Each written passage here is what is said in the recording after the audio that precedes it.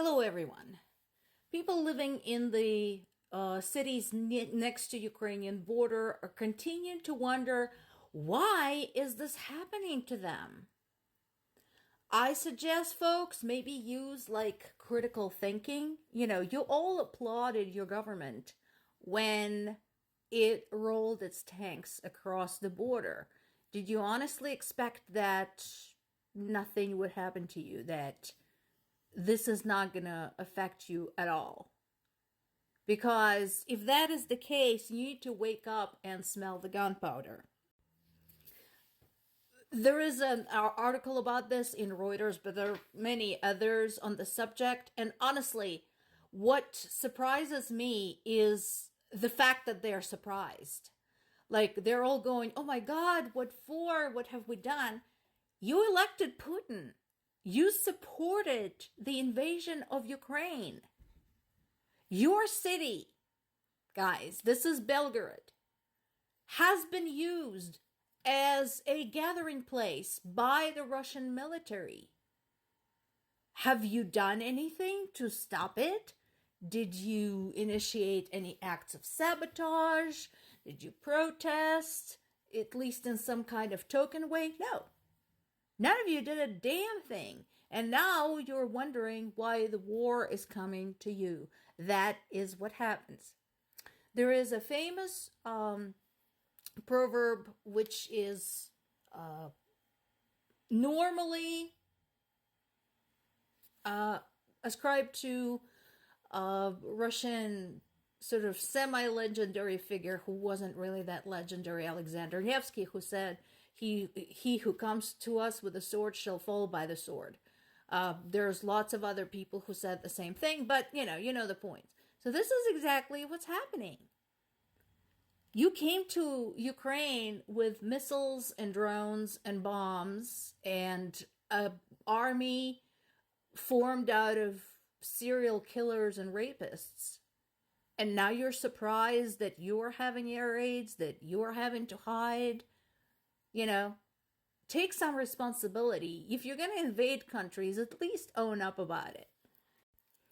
To morons and assholes who continue telling me, well, you can't just insist on doing away with Russia. You're just upset because we can't control it. Once again, I would like to remind you of the analogy I've used many, many times. So I take it you would be okay if somebody broke into your house, murdered your children, raped your wife, and then demanded to keep half of your house.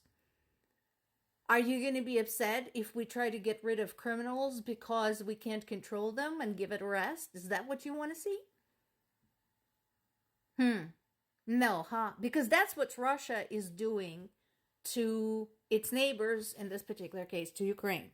So UN finally woke up and realized, oh, we need to say something about the violations of Geneva Convention.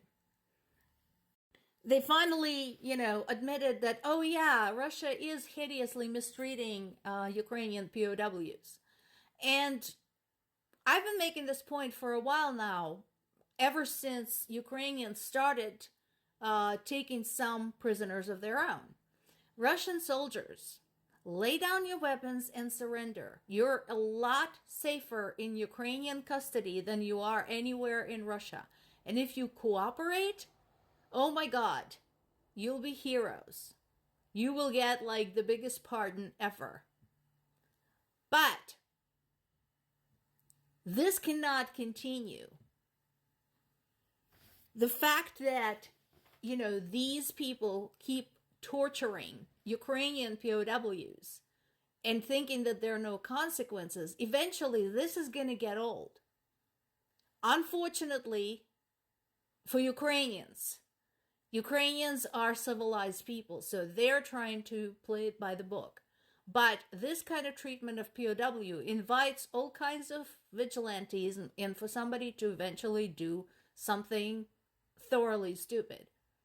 Because remember, it is possible for Russian soldiers to end up not in the hands of Ukrainian military, who abides by the Geneva Convention, but fall into the hands of some very angry, very tired, very frustrated Ukrainian civilians. And God only knows what they're going to do to you. Also, to the same people who say that, oh, we just should give Russia a rest and we should just like not worry about, is this okay with you? Or does it have to fall on your head and kill your people who matter to you for you to finally fucking care? Because this happened, actually, the death toll is now up to 20. After I pulled this article from Associated Press, I went over to Kiev Independent, who had a more recent timestamp on the attack. And yeah, there's more dead, and there's probably going to be more. It's possible people are trapped under the rubble, so the number of dead and wounded from this particular attack is going to go up. And that wasn't the only attack. Do you remember all the howling and wailing when a hospital in the Gaza Strip got hit? Well, at this point, I think we had over 300 documented attacks on Ukrainian healthcare facilities. Of those, 230 were damaged, and 37 were destroyed completely.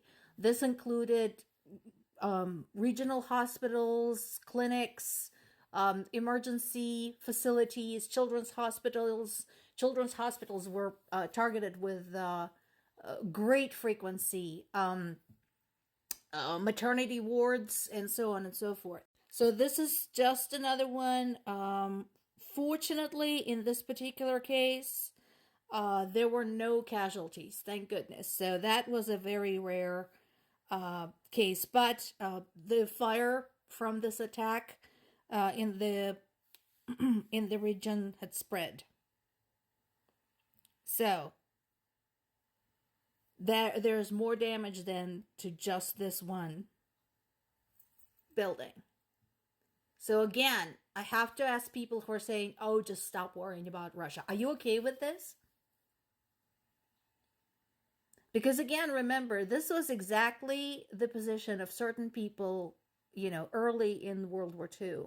And once again, I'd like to remind everybody, go read up on it. We all know what happened. This doesn't work. Giving it any sort of slack, any kind of rest is not going to work. Because these things tend to spin out of control and they will come to your doorstep. It's not a matter of if. History tells us it is only a matter of when.